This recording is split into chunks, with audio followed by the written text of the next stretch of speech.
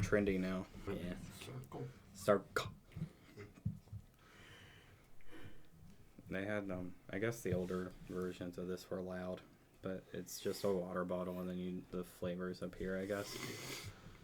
And, I've thought about getting it before. But they made these big Stanley looking ones, and they're easier to drink out of, and not loud, I guess. I don't know. It doesn't seem loud at all. Considered a cup being loud. It's like, I guess, the flavor infuser thing. Hey! It can be. Don't do that. It can be super loud. Like my sister had, like whenever she fills hers up with ice, it's like it's like the loudest thing you've ever heard in your life. So now I can circle product placement. How do I start this episode? Same way we always start. No, absolutely not. Announcing our Circle sponsorship. Today we're sponsored by Circle cups and drinks and whatever Circle is. It's a bad sponsorship. Yeah. Put like a fast thing, bottom scrolling text, like not actually sponsored. Not actually sponsored, but also what is Circle? Is it the sipping cup thing, or is it the cup? I assume it's the whole mechanism. Or is this a different company? Because this says Life Sip. Are we sponsored by Life Sip? I don't understand the branding. I don't either. But I'll say, who's reading the inside label here? It says Circle so many times. Circle. Whatever the company is. We just kicked ourselves out of ever having a sponsorship. That's what we just did. It's like Manscaped we can read about balls or whatever they do. Well, if we had a script. I have a script. It just doesn't say anything about Circle. Right. It's not on the notes. There's no ad read. Also, just a slight side note about my Christmas wall. When you think of Avenged Sevenfold's self-titled album, what color do you think of? Not green. I sure think neon green. Because I was looking at that and I was like, that's an odd choice. Like, white is such a boring color for records, and I so much want that one to be. Yeah, I Even when I ordered it, I was just like, they never even... I'm sure they made it on white at some point, but when they repressed it, it was like, one company had green, one company had purple, one company had blue. It's like, will you guys just make it white? their albums even feature green? Like, I think the stage, like, sort of has a green Anything in it. after Nightmare, I don't know. Well, I don't... I just like the album covers. Yeah, like, City of Evil has, like, a hint of green in it. But yeah, no, I'm sure it's somewhere in there. no neon. That's like Brat. Like... Yeah. It's actually, that's what it is. Like, I don't think I've ever played that record, so it might just have been Brat like 4 years before it came out. Like, you never understand our Charlie XCX advertising gimmick. We're going to put the album out 4 years in advance, but put them in Avenged Sevenfold self-titled albums. But just the neon green variant. Yeah. Hi. Hello, welcome. Hello, the internet. And welcome to episode 13 of what we call the album sharing session. Yeah. Woo. It is a podcast where we discuss 3 albums per week that each of us pick and make listen to. Then review and give you guys 3 opinions besides the normal one with reviewing. Because we don't agree, most people don't agree, blah, blah, blah, blah, blah, blah. We hardly ever agree on the albums that we pick. Yeah. But that's the whole fun of it. That's the fun of, like, seeing the comment section of a music reviewer. Like, you're so wrong. We've got 3 of them. One of us must be right. Yeah. Maybe. Or not. My paranoia is getting the best of me today. Don't watch our Dark Side of the Moon videos. I'm going to send it to people. Like, this is the video to watch. But hi. To my left is Timmy, and I know what you're thinking. Is why does he have to be so cute? I knew you were going to do that. I was hoping we were done with that. No. Never. I'm sick this week, by the way, if you can't tell. I have to quiet all the coughing. Yeah. This is my Sorry about that. This is my learning how to edit this week. Yeah, I'll try to keep it. You knew I was going to call Timmy cute. You must be thinking it too. I'll try to keep the coughing at a minimum. But yeah, I knew you were going to go with that for him. Yeah. And this guy over here is Brandon, and he can't remember yesterday. But I remember now. You remember now. And you're sick, so maybe there's some truth to that. Yeah, and I'm Tristan. And anything I had for Jetty Bones was depressing, so I'm just gonna write. And mediocrity is something I've been trying hard lately to avoid. I don't know what else to go with me, because it was all depressing. I had like 4 different rough drafts of my intro this time. So the albums that we chose, if Yeah. you couldn't tell, I picked Operation Mindcrime by Queensryche. I still don't know It's how Queensryche. I still don't know how you say their name. It's Queensryche.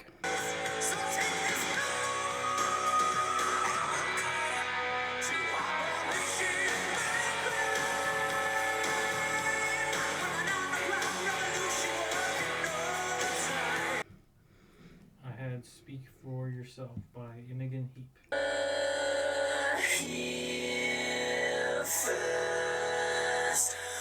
What you say? That you only meant well, 'cause you did. What you say? That it's all for the best. 'Cause Wait, it wasn't Jason Derulo's self-titled album? No. Darn, it wasn't Pentatonic's Christmas album? No. Come back to that later. It wasn't the Saturday Night Live Dear Sister skit on repeat. No, it was. Oh, was that darn? I listened to Speak for Yourself. And I made people listen to Jetty Bones, but 2 first EPs named Crucial States and Old Women. You cheated. head so far in the clouds, you're bound to see that weather. Yeah, honey, have you seen the view from up here? 'Cause I can see everything in front of me so clearly that I wanna go. You had 2 albums. Yeah. 2 EPs. And pressed on 1 album. On record, so. It's gonna be 2 scores. I was probably gonna I'm like averaging mine. Yeah, I was thinking I was going to score them individually and shove it. Okay. And again, on album, like record-wise, it was pressed together. Yeah. Like A and B. That makes sense. That was my loose connection to make it to where I Yeah. made it the same. But also, making you guys listen to 19 minutes seems too little. Maybe someday. I don't know. I mean, I did that 100X album. It was like 26 minutes. Yeah, that's true. But we are going to start with Imogen Heap, I think is how you say it. I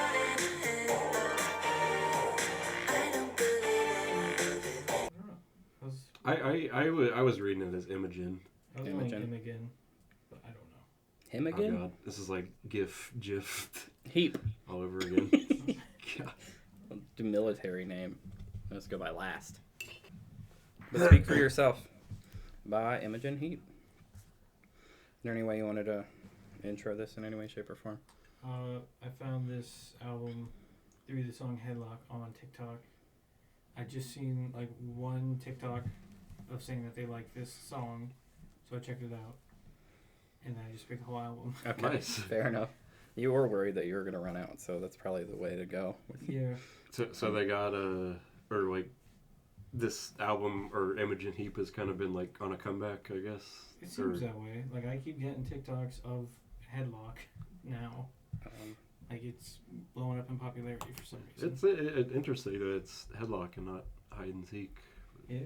But I guess I don't. Maybe Hide and Seek's ran its course. Probably. Yeah, I mean, the Jason Derulo one came out in 2010. But my intro is that this came out on July 18th of 2005. And Imogen Heap, if that's how you say it, has 15.1 million monthly listeners on Spotify. Wow. I'm just going to take a guess. That's pretty impressive. I'm going to discount her entire being, even though it's not her most popular song. It's because of the Happy song. I'm just kidding. Because that's why she would be on my monthly listens, Yeah. other than this podcast, is because the happy song exists We and talked she's about the that artist on it. last episode. Didn't make it. Oh. It was after we stopped. Never mind. Yeah. The happy song being like a scientifically made song to make babies happy, and it made my baby happy in the car before she was So it worked. able to talk and not just cry because she was upset in the car. Happy song works. Thumbs up, happy song. It's also not the worst thing in the world. Like, it's not like Wheels on the Bus or something. It's like, it's not more lyrically dense than that, but it sounds more like a song than like a normal kid's song does. Yeah. So that's not the worst thing in the world to have on repeat while my child is tolerating a car ride. But for Speak For Yourself is the album we listened to. And did you find anything other than Headlock that you liked? Or? I also liked Loose Ends, I believe. That's when I Like accidentally just started. like before the album, you mean, or after? After the album. Like I knew of like the little tidbit that's in Hide and Seek. And that's about it. Oh, okay. Sorry, you were asking if he knew any of the songs. Like, Yeah. Had he heard them? Okay. But that's it. But then I knew the little bit in Hide and Seek, which is it's the What You Say in the Jason Derulo Right. song. Yeah. I guess we haven't mentioned that. It's Yeah. that, but that's where You have that to get sample through a comes very from. very long part of this song, and it's like a little like 20-second segment of it. But that's That the was most popular part of this yeah. album. That was the only thing I knew from her before listening to this album.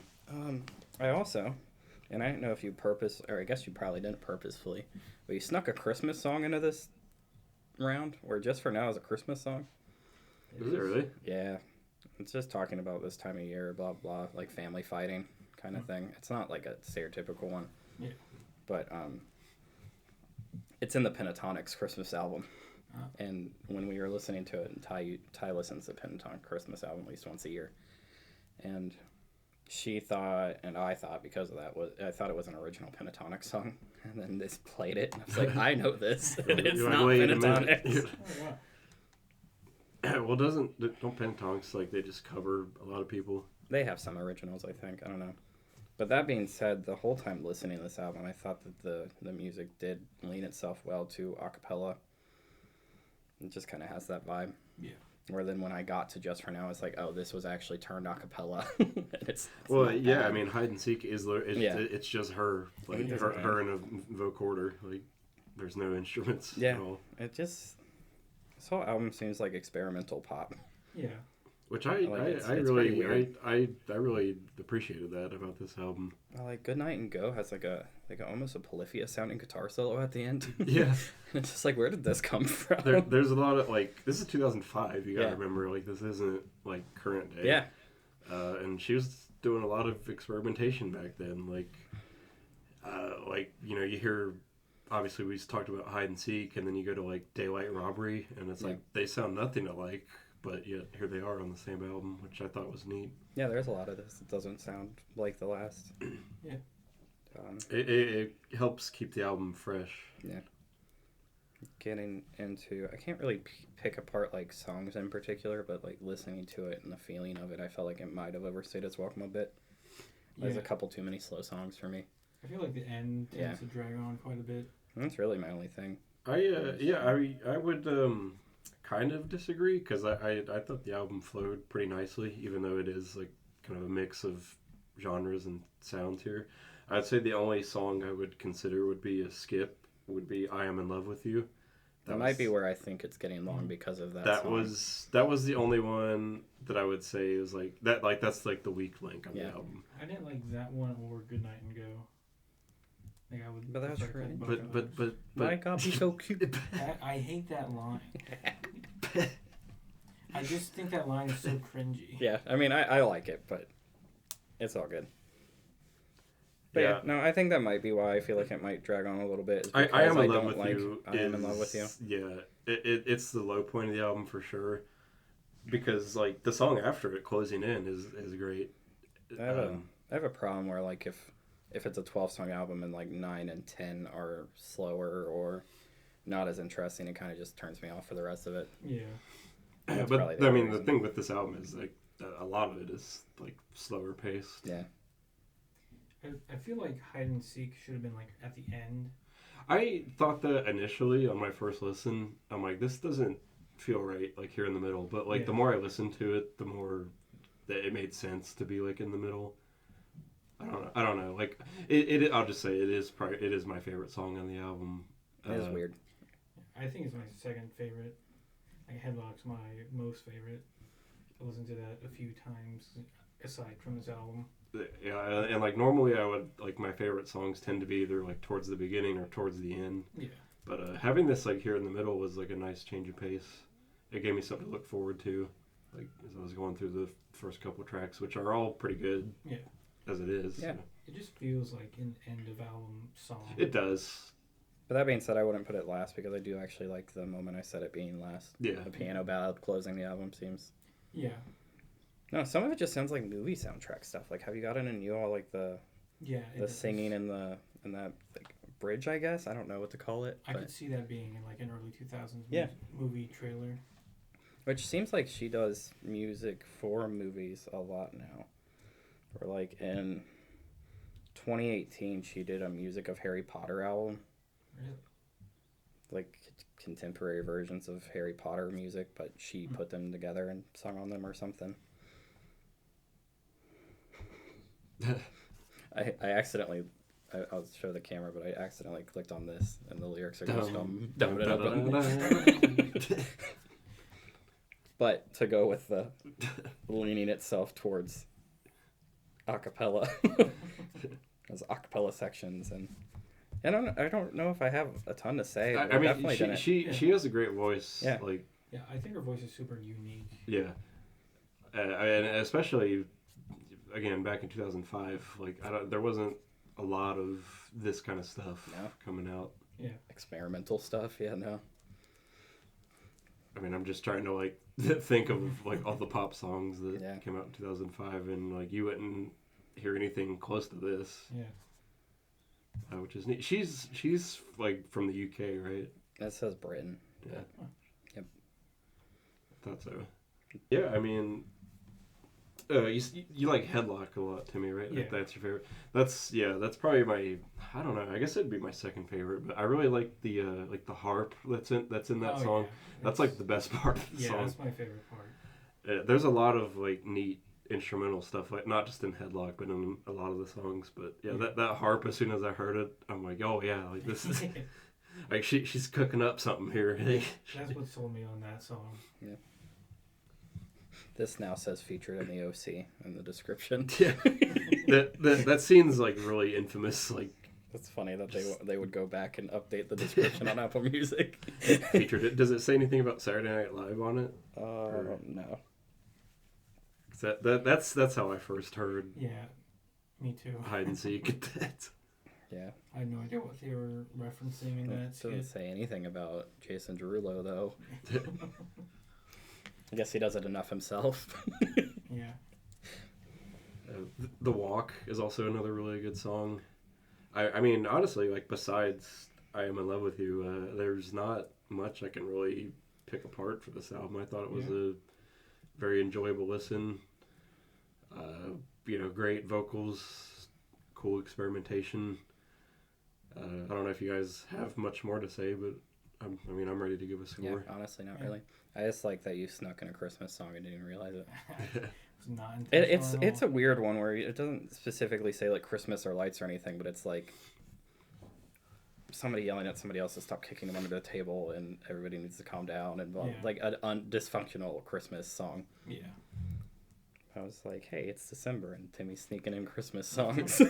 I didn't pick up that at all. I didn't realize that. I was wouldn't have if Christmas it themed. wasn't for Pentatonics. Yeah. Where I was like, oh, this is on a Christmas album for Pentatonics, and I thought it was theirs. But yeah. Yeah, that's it. I don't have anything Cool. else. Yeah, pretty much exactly what Brandon said. Maybe yeah, I don't know. It's that. It's weird. It's an interesting listen. I would recommend it to people that like. I would Branching out. recommend it. I would listen to it again for sure. Yeah. Okay, I'll give it an 8. I enjoyed it. I was thinking slightly less. and I was going to go 6, but she gave me a lot of peaceful car rides. So it's at least getting a 6.5. I will also give it an 8. Okay. I could have made this easy on Brandon. But no. What do you mean? 7.5? Also did 8. 7.5, cool. I don't even keep track. I don't know why I did that. Yeah, I'm the one with the spreadsheet. Who's up next? Jetty Bones. Betty Jones. Betty Jones. This is gonna be difficult. I'll have to go back and forth. That album is such annoyingly put together on Apple Music, though. Which one? The Speak for Yourself. Oh. Where you have to click on a deluxe edition that has both Yeah. to then go to other versions to then hit the album that's just that. I mean, I just found one that was like Yeah. 12 songs and On the main page of her page on Apple Music, it has the instrumental version and then the deluxe. But you have to click on the instrumental doesn't lead you anywhere else. There's no other there's an versions. hold on. There's an instrumental version. Yeah. How does hide and seek work? I mean, I'm curious too. If you want to play it, I'll just cut it out if you're still on it. Yeah, hold on. But I never found like the original version of Brandon's album. I saw they just used the deluxe Yeah, version. That doesn't. Yeah. Only the bonus track exists, or the Yeah. deluxe.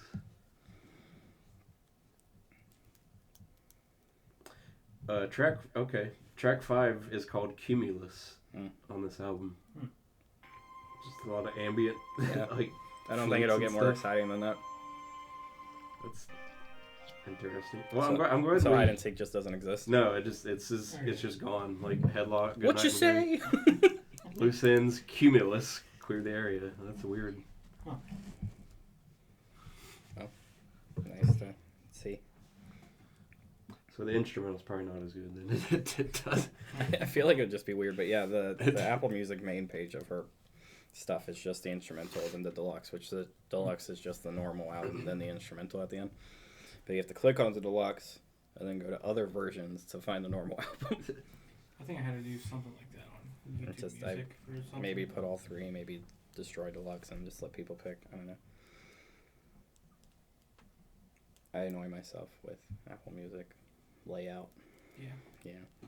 They keep. It's not the first time do I've they keep like? complained on here about. Do they keep updating albums of yours? Like the artist might like lose this, or like they renew the license or something. Something. And you gotta like re-download Yeah. it. That's annoying. Sometimes that'll like songs will pick up on shuffle and it'll just be like it'll just skip it and then like you said, it's just like it's a grayed out album and I have to go back and Yeah, download it. it'll do that, or like it'll break up the out like. So let's say you have an album, but Yeah. it'll be 2 albums Yeah. like in your library. Yeah, then the other one that annoys me just because I'm OCD about weird stuff is that like if you have a super popular song, like let's say I write Sins because I know that that's one that does it, the Panic at the Disco song. Yeah. It'll make the album cover like a mixtape that it's on, like a Now 22 or like It will really. sometimes where it'd just be like, well, this song's on this album, not on its original Like album. it'll pull from that. Not even just pull it, but like when you're playing through it, besides having the normal album cover, it would have the mixtape one. I haven't Or like- experienced that. Or like one of those like Legends of Rock or like one of those televised ones that are like, hey, buy this collection of songs. I've only experienced that when it like takes it out of the album that it's in and like it like pretends that it's something else. Yeah. All right. Anyway. If you normally I have a way to go through these, but for some reason the last 3 episodes didn't go in a way that I wanted it to, in a way that I can have like a finale and an intro and blah blah blah, and to keep us rotating in what order we go in. So I'm just going in the order that we haven't done the last 2 episodes, and we're gonna go to Jetty Bones next. At my cabin that is failing, while my ship ceases its sailing with every glass. And yeah, I feel exasperated. I quite doubt that I would make it to the sea. But I'd rather drown fighting for the ocean than die in a landlocked dream. which I just said a little bit ago. Yeah. We did Crucial States, which came out in March of 2016 on the 15th day because I said it weird. And Old Women, which came out August 6th, 2017. So like a year and a half after. Jetty Bones as a band has 13.6 thousand monthly listeners, which is the smallest thing I think we've done in the whole music group. I can't imagine it be, Yeah. you know, like, that's Other than that's like the bare minimum, Yeah, right, pretty much. other than our little episode we did for the end of the year. Oh, when you shouted out, Yeah, like, a handful. Those artists. Those had smaller. But yeah. Which, by the way, you should check that video out if you haven't. Yeah, no, it's a good one. Had to re-upload it, so I lost some views. Go back. Yeah, Jetty Bones. It's what one could call a solo project of a girl that's named Kaylee and 4 other names. It's like Kaylee Marie Galaluza. I just figured her like, name. I'll be honest. I just thought her name was Betty Jones, and she was just like being cheeky and like switch the letters. Kinda, give or take, but the band is named after somebody named Betty Jones that like the one they named the band after like ditched a Catholic school and like went about her own way, and that's like their thing. But kind of like it says in I think No Lover. She name drops the like her group, right? Yeah, maybe, I don't know, but it just She the says, beginning like, says like I don't want to say I want to say me, we make a great team. oh well, That is how she advertises this band, where it's like she writes the music and it's basically a solo album, but she doesn't.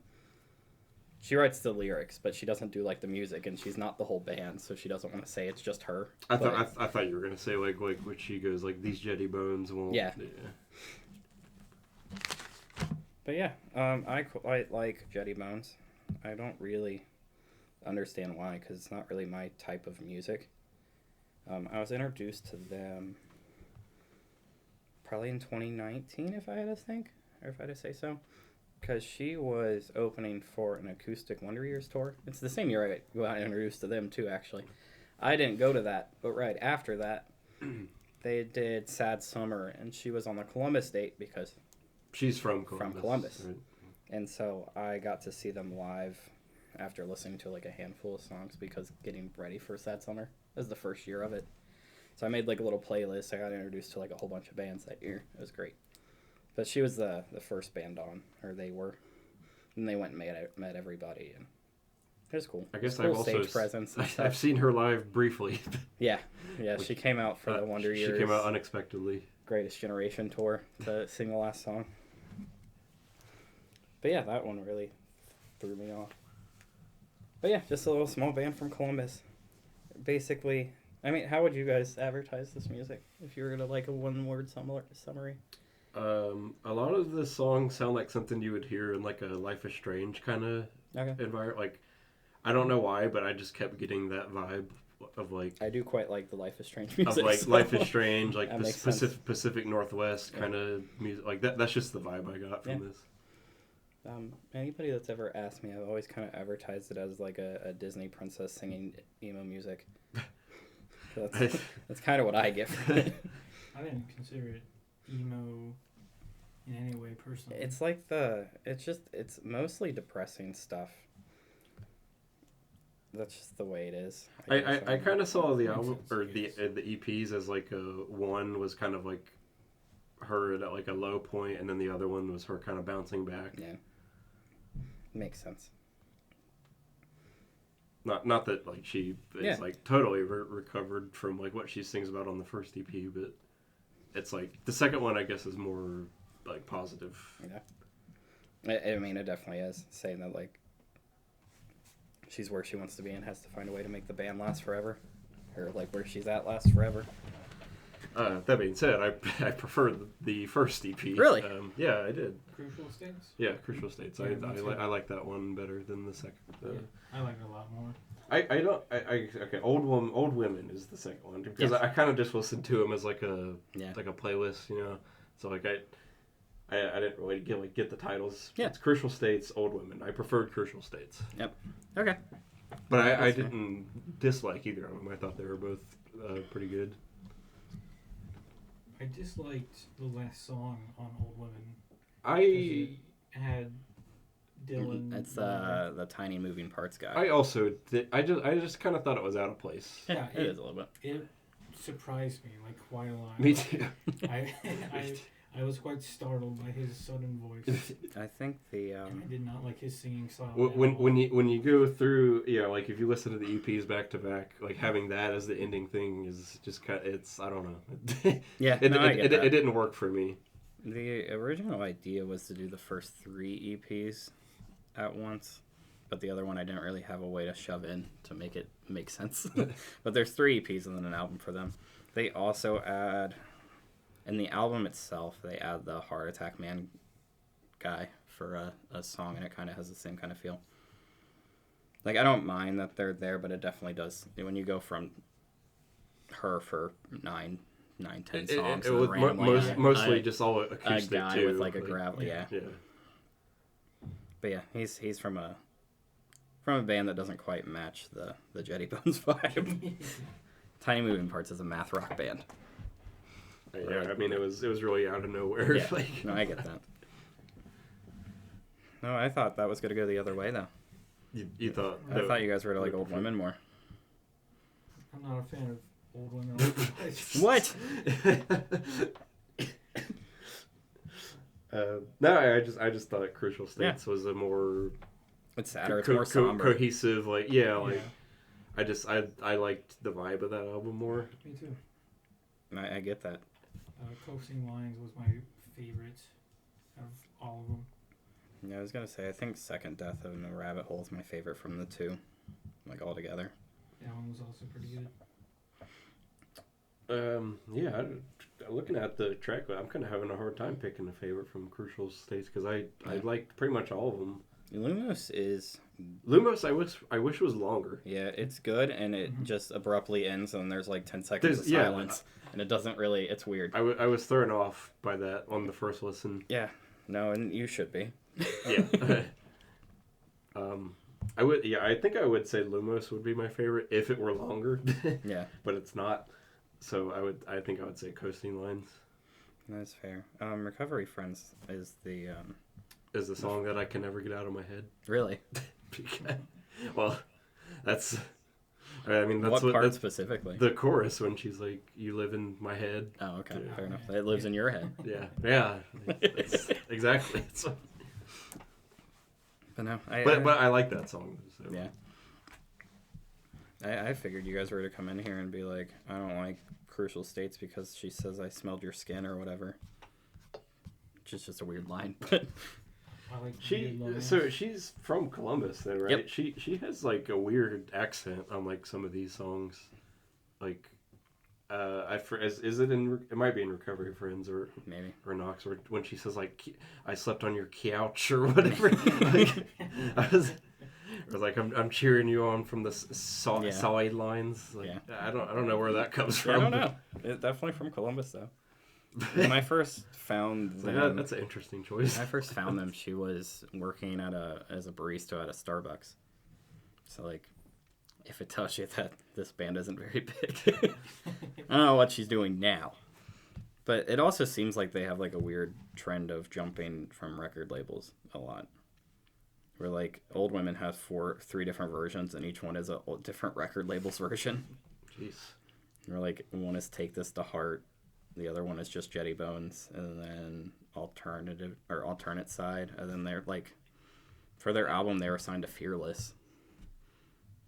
So couldn't tell you why the jump, but yeah, I don't really know why I have such a fondness for Jetty Bones. Quick sidebar. Did you notice on Apple Music that the star is not a star anymore? It's like a dot. No, I didn't. I was So just I was just looking at this. I'm like, is that an air bubble? But no. No. They got rid of the star. Yeah, I mean, it does the same thing, I guess. But yeah, I don't really know why I like Jetty Bones. I like them quite a bit, though. I don't know if it's just like the the finding them small bias or the watching them grow bias or the whatever, but my introduction to them was good. Their stage presence is good and happy, and like, I don't know, I just like the whole, their vibe and what they do. Yeah, I mean, this is an artist EP, whatever album that you want to, whatever you want to call it, Yeah. that I would have discovered or listened to if not for this, if not for you. So, But like, this is and with that said, I'm glad I listened to it. Jetty Bones is always like I listen to a lot of stuff when, like, if you look at like the vinyl walls behind my head, it's a lot of metal, like, scene stuff. And Jetty Bones is always my first one I throw out, where I'm just like, I listen to Jetty Bones all the time, and it's like, sounds like Disney princess making emo music. But not many people do. Like, it doesn't really seem like hardly anybody knows her. Yeah, I wish more. They basically all I can ever find them doing anymore is like local Columbus stuff, or like if there's like a small band festival or something, they normally headline it, and then like to throw recent or like location out of the window and just kind of show where we're at. Hawthorne Heights is from around here too, and they're doing a show in Dayton for Christmas, and they're like a part of that. It's just like they only seem to ever do like Ohio stuff anymore. Well, because Ohio is for lovers. That's Yeah. Yeah. They're from Dayton though, just to get on Hawthorne Heights. Side note. But yeah, I really couldn't tell you why. I recommend Jetty Bones to anybody that really likes pop music and wants to travel a little bit deeper into the pop rabbit hole. Be warned, it's depressing. I say I didn't get much of a pop vibe from it. It was more like a folk. Like it was like it's like folk emo. I guess I say pop because that's the trend that Taylor Swift got popular on. So like, if you like that, maybe check this out. It's smaller. I like it more. If that matters to anybody. But yeah, I quite like Jetty Bones. So you preferred the second EP, Old Women, to Crucial States? I kind of put them in the same boat, to tell you the truth. I found them all at the same time, so I have a hard time differentiating the two. Every time I listen to Jetty Bones, I basically just hit play and just go all the way through it. And they have what, the 3 EPs and an album? 3 EPs, an album, and then there's a thing that they put out called the Pandemos that I haven't ever listened to. It's just like it's hyphenated, the title, and it says songs I made instead of killing myself. So it's like it's like 30 something like minute long little tracks that it's 28 songs in an hour long. So just little demos that I've never really taken the time to. But the 3 EPs in the album I normally just put back to back to back to back to back.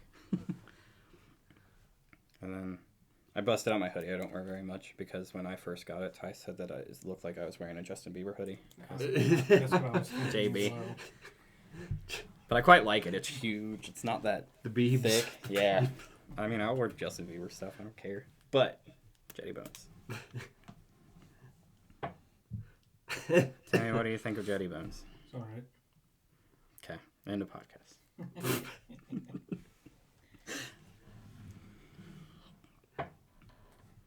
I guess we can get into score. I'd give Crucial States a 7, and I'd give Old Women a 5. Alright.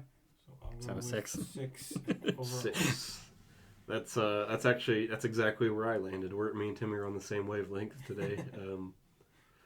I didn't really like rate each one, but like I just kind of had an idea of like this collection of songs is a 6 for me. Okay. It's pretty good, not like super strong. I don't feel like very strongly about it, but I did like it, so I'm glad I listened to it. Yeah. I don't feel that much differently than what you guys do, but I do like it more score-wise. So I was going to go with an 8 overall. Should be 6.7. what I was trying to get us to do during the spooky episode. Ending with Cringereich.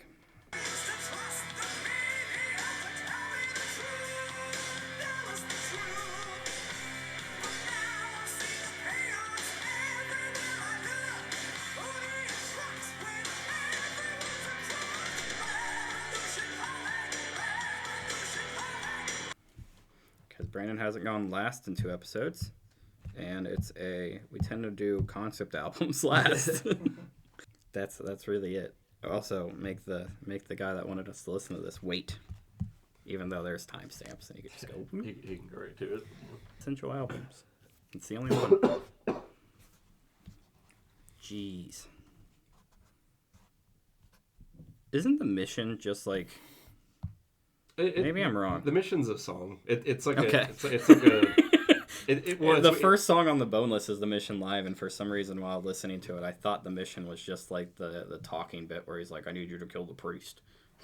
No, the mission is Okay. like. I was wrong. It's like "Bless me, Father, for I have sinned." Yeah. The gun cocks, and then the song kicks in. Okay.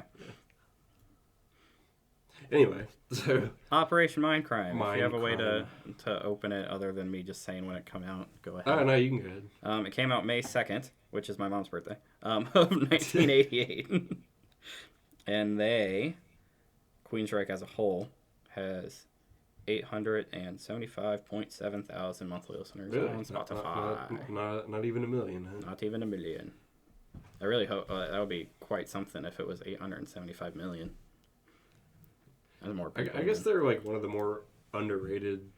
Like you never hear people talk about them when I've heard one person ever talk right about it. like Never heard of him before.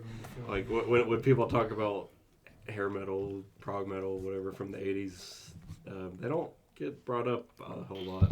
And honestly, like I hadn't even really heard of. Like I've heard the name, Yeah. but I didn't really know what kind of music they made. When they until tour, they recently. play 1,500 capacities or so. I don't know if they sell them out or not. The last time I seen them around there, they were playing Bogarts. Well, I mean, they're like But then before that, they were opening for Judas Priest. At a right. bigger- Like, I was bigger gonna venue. say they're not as big as they probably were. Like, they're at this point they're probably just a nostalgia act. Yeah, and also different singer and everything. Yeah. The vocalist on this album is not in the band anymore. Right. If for some reason you found this podcast before this album and want to go see them live, you gotta go find Jeff Tate solo act.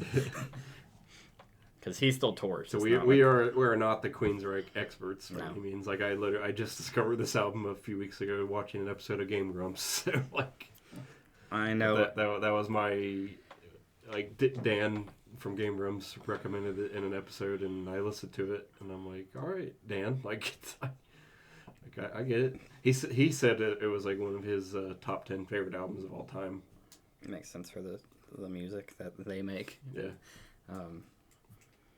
Yeah, the only thing I know about Queensryche is what the guy from work told me. He's been wanting you to listen to it Forever. for years.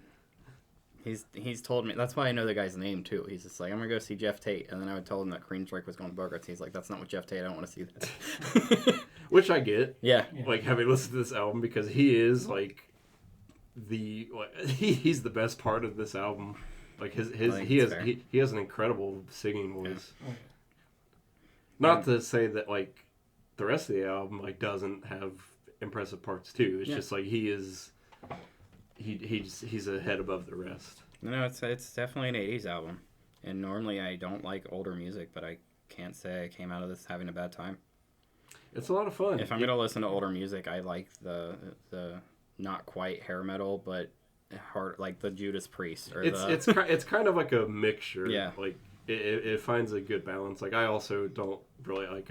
You probably wouldn't ever catch me listening to like Guns N' Roses or nothing Yeah. like that. Like I would also rather listen to Judas Priest, Iron Maiden. Yeah.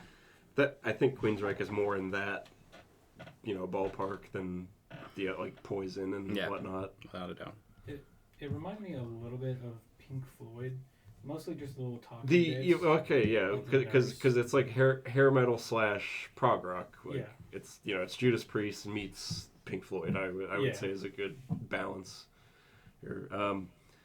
But yeah, no, this is a concept album. Tells a story of our protagonist Nikki, who is a drug addict. Cool. Who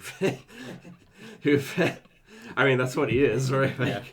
Like he gets into a lot of sticky situations, you could say. He meets this man called Dr. X, who promises him that he will supply him with heroin in exchange for you must kill these politicians for reasons.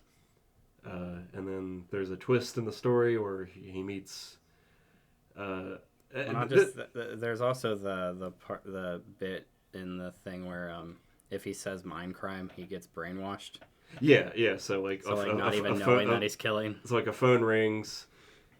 Dr. X says mind crime, and then he like loses all function. Like Nicky's not himself anymore. It's the would you kindly. Yes, it's like if you ever played BioShock, it's basically that. But then he meets. Well, actually, it was set up by Dr. X. He meets a young prostitute turned nun named Mary. Then he falls for Mary. And then, surprise, Dr. X sees that they're getting too close and wants Nicky to kill Mary. And then Nicky can't do it. But it's kind of left up to interpretation. But basically, Nicky may or may not have killed Mary. He gets arrested. And then, like, a lot of the album is him kind of reflecting. Well, it opens with him being like, I can't remember. A lot of snippets come back to him. And, like, that's what each song kind of represents, is the chronicles of Nicky and Dr. X. In short, there's not very many characters in this concept album, which I like, because sometimes it's hard to keep track of what's all going on. Yeah, it's not that hard to follow along. It's Nicky, Dr. X, Mary, and the priest. I quite appreciate having an episode of this where I'm not explaining the concept. Quite happy. I know that there's just knowing things that when they would perform this live, they would have a video play behind them where Mary killed herself. So yeah, if you're just listening to the album, it's like you wouldn't know if Nicky killed Mary or not, but like they do explain it in like their live show. But like just like if you have nothing else, if you're just listening to Operation Mindcrime, it's left to interpretation. So. But this is what, like 30-something years old? Like, yeah. Actually 40 years old. I think if you're finding this, you know the story. Right. So that's the story of the album. If anybody follows this podcast, I'm sure you're like on the edge of your seat, like Tristan doesn't like old music. How does he feel about this album? I would say the first 11 songs of this album are fantastic. Wow. I quite like this quite a bit until I Don't Believe in Love. Oh, I see. I think that's like one of the biggest singles from the song. Yeah, that's why I was like, so there was a big mental gymnastics I was doing in my head, where I was like, well, I know more about Queensryche. This album's pretty good, and then I looked at what the singles were from this album. It was I Don't Believe in Love and Eye of the Stranger. And I was just like, of course it was I Don't Believe in Love, because it was in the 80s and you need 80s cheesy ballads as your single. I was like, but also, that might be why, because it's probably the worst song on this album. And it's not even close. It is very cheesy. It's cheesy and immature. Like, the song before it, he's talking about how he can't live without this girl, and he's like, oh, wait, actually, no, I don't believe in love at all. Just act like she doesn't exist. Well, because he doesn't want to get hurt again. But no, I see. That never from it. Never did, never will. Like, nope, the last song just told you didn't. It's very cheesy, but it's also kind of endearing at the same time. Like, yeah, I don't like that song. But also, in that same stance, I told Timmy this already because we talked about it a little bit. Where I was like, I was giving this album some credit because I was like, hey, there's actually a love thing in this album, and it's from the '80s, and there's no sexualizing a teenager in this album. And then literally the next line on my car was that she's 16, and I was like, yeah. I'm like, damn it. I tried to look more into that, but like nobody really talks about the age difference there. Like I don't know. Like darn it, Queensryche, yeah. Right. You ruined it. I thought that like that definitely stuck out when I listened to it. I don't know if there's like I would hope there's a time skip, but I don't think there is. There's a. I think I just pretended there was one. Yeah, there was a part of me where I was just like, well, they don't say Nicky's age. Maybe but 16-year-old heroin addict exists, but I don't know if it's like the story military killing assassin type. Like I don't know if I'm Dr. X and I go after a 16-year-old heroin addict. I mean, he might. Like, maybe. It's not specified. I'm just going to assume it's like every other 80s garbage. It's a job you don't have to sign. Like they sexualize teenagers because that's what you do then. Yeah. Yeah, that was problematic. Yeah, it was a little bit. I didn't know Well, I mean, I did know about that going Yeah. in, but like, well, obviously when I first, because I had only heard this a couple weeks ago, so I was seriously like right back to back. It was just like, oh, at least they're not sexualizing teenagers. So it's like she's 17 and something. I was like, or 16, and I was like, darn it, Queensryche. I was like, I gave you credit for 1 second. Like I had to laugh at myself just of how fast my subtle like, hey, here you go, and then immediately. So yeah, I mean, obviously, like the album's not without its problems and flaws, but this is an album from the '80s that you said you really liked. It's really so good. I want to hear more of that Yeah, I don't know. because I like, that does not happen, Yeah. like ever. For I you. like concept albums a lot. In general, I like albums that tell a story or at least connect themselves in some way, shape, or form. Most of the time, like if you can tell by my like 21 Pilots thing, they connect a whole band, and like most of the albums I've done here are Aaron West, which is a whole band, and like American Idiot, and I have a thing with albums that tell one topic, like even Moral Panic or Which I do like albums like that, but sometimes like I give the example all the time, like Coheed and Cambria, like the Yeah. lore of their albums is so like. well, yeah, you don't follow it. Like you at a don't, certain like point. I don't care about Coheed's lore. I You just listen like to the Coheed music. for the music. But like I mean, I do that for 21 but like Pilots. I can follow along to Operation Mindcrime just Yeah. fine. Like it tells a nice Yeah, I have cohesive story. I didn't have to look anything up for this one. Yeah, like it's all pretty much spelled out for you. Like It's the type of 80s stuff that if I ever listen to it, it's that. Like, I go back to, like, other than Queen, but, like, I'll go back to, like, Electric Eye by Judas Priest and, like, things that sort of sound like this. Like, I don't all hate everything before the 2000s, but most of it, yeah. I mean, it sort of seemed that way. Yeah. Yeah. But, yeah, no, I quite like this up until I Don't Believe in Love because it's just, here's the 80s song. Here's down your throat, all the cheese, all the ballad type is all in that song, and then it gets good again. Eye of the Stranger's fine, I guess. As the other It's single. him coming to terms with Yeah. what he has done. That I think like production on this album really holds up. Obviously it's like we're listening to a remaster Yeah. version, but like the bass tone, especially on the title track, is like super crunchy. Yeah. And like all the guitar riffs. And the are- part where he says Operation Mindcrime has been stuck in my head for the last 3 weeks. It's so good. Like Operation Mindcrime. his vocal runs, like you could pick any song and it's just pick a moment of like their chorus or whatever, and you could sing along. Yeah. Like they're all catchy, which is pretty hard to pull off. Like, Yeah.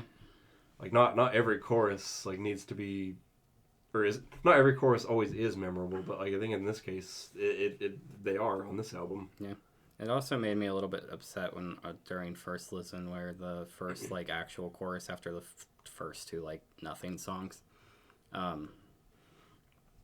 was talking about not believing the media and stuff, and I was like, man, this song came out in '88, and that's a topic still today. I know, like this album aged well, like It- in that regard too. It really made it to where I was like, man, we're never gonna get out of this. Right. I was like, if I wasn't alive in '88, so I didn't know it was always a yeah. talking point. They then. wrote this about like Reagan, like about his policies and stuff, Yeah. and yeah, unfortunately, it holds up, like in that yeah, regard. right. I was like, as soon as I was like, that line happened, I went back and I was like, when did this come out? '88. I was like, history repeats itself, and this is gonna happen again before the end of my lifetime, and that makes me sad. Yeah.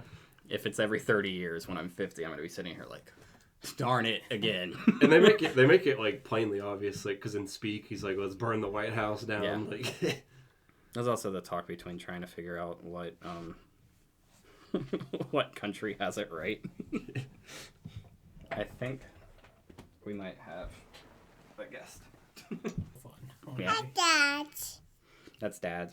Yeah. Hi. Whoever's sitting behind the mic, you're going to be our selling point for this episode. But yeah, I don't know if I can pick out like a favorite song other than Operation Mindcrime, like the title track. It's really good. the title track's my favorite too. But just all together, I quite like this. Other than the fact that the love interest is 16, it really Like, actually knocks down a point or two for me because I'm just like, Me too. why does it have to be Me a too. teenager? Yeah. Every time, 80s people. Every time. Just hit yourself in the head with the cup. What are you doing, Riff? Yeah, I mean, you didn't learn from Winger, like. It's just everybody from that age is I know. problematic. Or even I was talking to my mom about it, too. I was like, I found an album from the 80s I like, and it's talking about one story, and it's the love interest is a girl at 16. And I was like, why do you guys... why did all your music talk about teenagers? No, that's just what we did back then. That's not a good answer.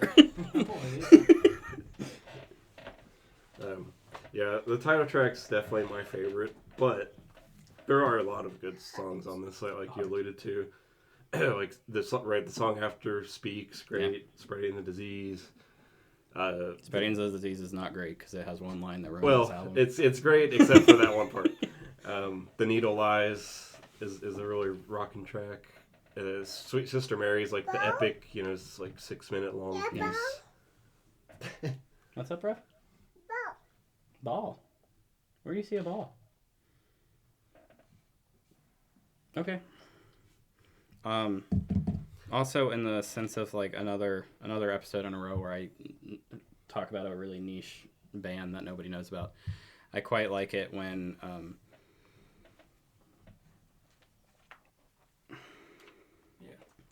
Thank you, Riff. When concept albums have like a super epic duet towards the end of it, like Gloom in the Corner, or like Oh, like how on Sweet Sister Yeah. Mary. where I don't know who the guest vocalist is, but it's good. I didn't realize that song was 10 minutes too. Yeah. So a 10-minute song that you don't feel as well.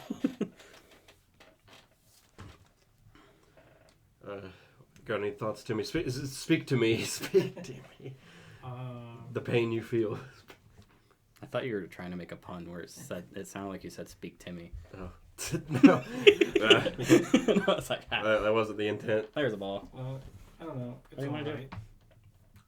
I liked it. It's not exactly my favorite type of like older rock, but I think it's still very enjoyable. See, I kind of figured you guys' opinions would be flipped. Like, I didn't think Tristan would care much for this. I didn't think I 'Cause would 'cause either. it's from the 80s. Yeah. Even in the episode we did, I was like, "This he's gonna be excited we're covering this until I inevitably hate on it." Good throw. This is my autographed doxing ball. It doxes us, Cincinnati Bearcats. But also it's Bob Huggins' Bob signature. I don't know when he Good stopped being the good old coach. Bob Huggins, like 2006 or Yeah, something right. like that. We're gonna have ball bouncing in the end of this episode. Yeah, I guess we should wrap it up. No.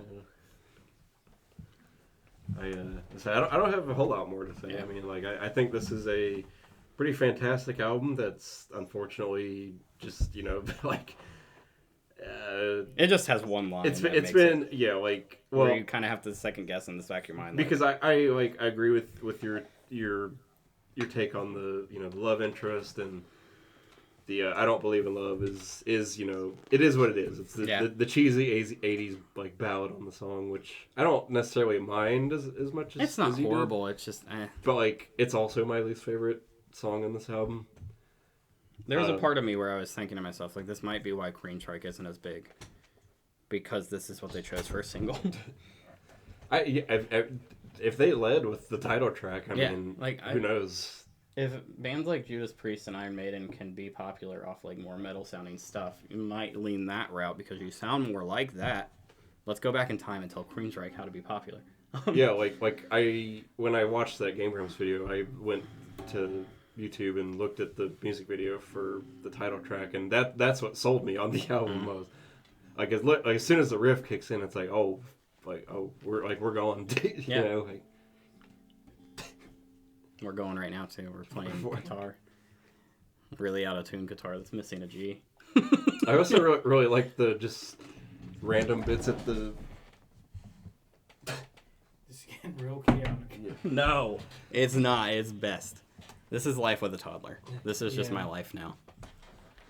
The random bits at the end of the songs where he's just like, listen to me. It's like, I don't know why. I just get a kick out of them like every time. Yeah, but I don't really have much more to say. We can Pull off the whammy. we can get to the It final. was already off. We can get to the final scores if you want. Ripping off whammies. Timmy, you sound like you were. Do you not have anything? I don't have a In whole lot to particular? say, honestly. Did you also like the title track the most? Yeah, or- I think so. A lot of them, the rest just kind of blended together, but not really in a bad way. To go back to my last thought, I was like, if Electric Eye and like Run to the Hills can be like popular singles in the 80s or before, I feel like you make Operation Mindcrime your single. Queensryche is a name just like them. It really should have been. Like, I mean, obviously we weren't there, so we don't. I we even don't feel know, like maybe they were huge. Who knows? But I mean, this I album feel like if you is, go in- like, regarded, like, if you look at like the Yeah. top list of concept albums, like, you'll find this Operation Mindcrime. I feel like it probably belongs because I can't think of many others that would even hold up this well 30 years later. Right. But Like, I was impressed with. I mean, I do listen to a lot of like older music, but like even then, I can acknowledge that like some things. You sound kind of aged. I don't really think this does. Like, No. I think that, like besides the one song, and I feel like if I was to hear I Don't Believe in Love on the radio, and I go like, oh, okay, I want another album or record or whatever was the cassette maybe at that point, I don't know, but 8-track. and I go and get it, and then and I'm expecting something more like Poison or ballady, and then I get Operation Mindcrime, I'm disappointed. You say ta. High five. Give him a high five. Yeah. You want me to give you a high five, or you want me to take you? Yeah. You want Timmy a high five? High five. Yeah. We broke our high fives, or if one person gets one, they all have to get one. That makes sense. Yeah. It's just how it is. Yeah, Timmy, you seem less thrilled by it, so go ahead. 6.5. Okay. I was gonna go 8. I was gonna go 8.5. Okay. Oh, stupid Face ID. But like, it might have been an 8.5 if we weren't talking about a teenager the whole time. Could do without the 7.7. potential pedophilia. Yeah, we don't need any statutory rape in our in our albums. Yeah, honestly, probably like has 10 potential if it weren't for Yeah. Yeah. A handful of ballads. Yeah. Hey, Rev Bro. I really didn't notice that Sweet Mary, Miss Sister Mary was so It long. doesn't feel like it when you're listening to it. No, I didn't realize I there were so honestly, many like- like minute-long tracks Like too. this album's like on the longer end, but I think it's a pretty easy listen. Yeah. Yeah. All right, Cool Funko. She's got Steve. Steve. My Steve.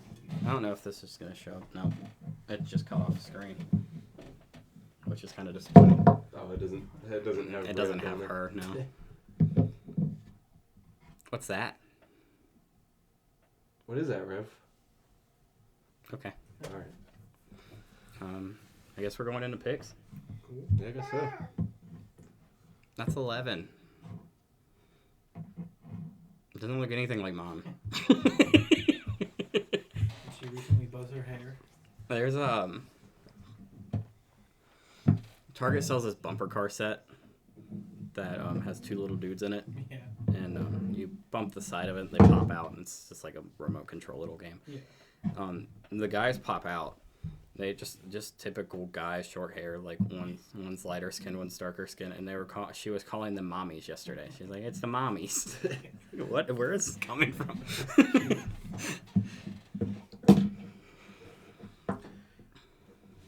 So, I have to clean this room every time before we record I because can when we're editing and Rev's in here with me, she just puts pop vinyls all over the she's going nuts. I think that's why those are up there. That's why there's horses over here. She likes this room a lot because it's a mess. It's what Tracer's hanging out with Daredevil. what'd you say this episode was? 13? 13. Ah, so the one after next is Gimmick Room, right? Yep. I'm gonna have to put another vote.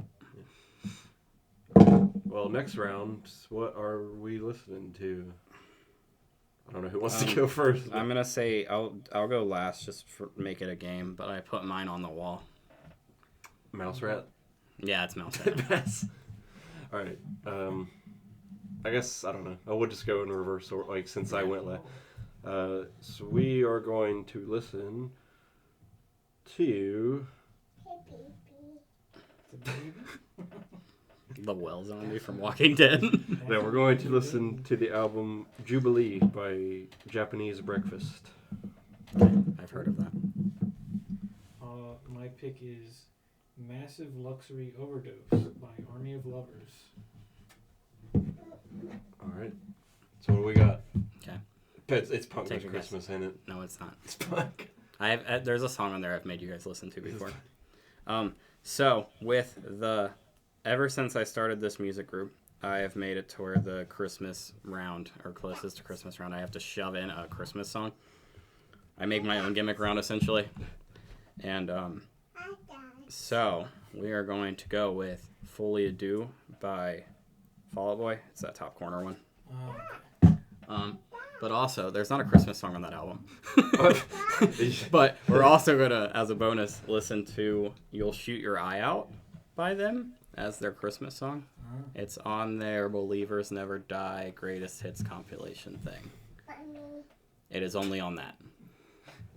Bunny. But yeah, I think that is the episode. Cool. Thank you for sticking around. Thanks for watching. It got chaotic at the end once again. Every time. Sorry about that. This is what I like. I like the chaos. I'm like, hey, there's this music review podcast where they talk about 3 albums, and almost every episode, Rev comes up and or And then- one of and their then- and one of then- their kid just comes in. Over time, we just assemble stuff on the table. Where now we have an Avengers team that is Robin Williams from Jumanji, a Daredevil. Gilmore Girl, And I'm J- open to Jabba my the Hutt. fingers. Jabba the Hutt, 11 Upside Down, the octopus from Finding Nemo, Who's is this Sally from Peanuts, Yes. BB-8, a duck that's dressed up like Magneto, and Tracer. And Daredevil in his lawyer If costume. that's not a group of Avengers, I don't know what is. Yeah. Also, why is Vitruvius sitting on top of Jabba the Hutt? If it's A duck? Thanks for listening. Comment, subscribe, all those fun, super things if you feel like it. Oh, It helps us. And look out for the poll coming up for the Yeah, there'll be a round. poll for a gimmick round for episode 15. And yeah, thanks for sticking around. See you in 3 weeks. Thanks for watching. Goodbye.